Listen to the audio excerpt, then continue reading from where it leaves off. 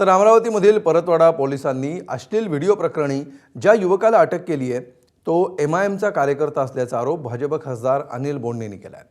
Ayaan अहमदचा MIMच्या कार्यक्रमातला video Anil बोंडेंनी समोर आणला।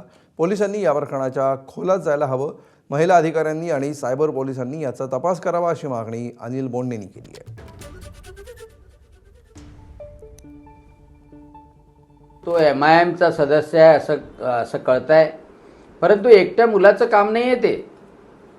मीच 2 नावं दिलेली आहे, परंतु ती मोठी गँग आहे ज्यांनी पूर्ण स्नॅपचॅट केलेला आहे, व्हॉट्सॲपचे ग्रुप बनवलेले आहे। पोलिसांनी त्या मुलाच्याकडून सगळे मोबाईल जप्त करावे, त्याच्या सगळ्या मित्रांचे फोन कॉल्स तपासावे आणि ज्या मुली आहे त्या मुली काही मुस्लिम समाजाच्या आहे, काही हिंदू समाजाच्या आहे, निश्चितच त्यांच्यापर्यंत महिला पोलीस जाऊ शकतात, ट्रेस आउट करू शकतात, कारण हे जाळं मोठं पसरलेलं आहे।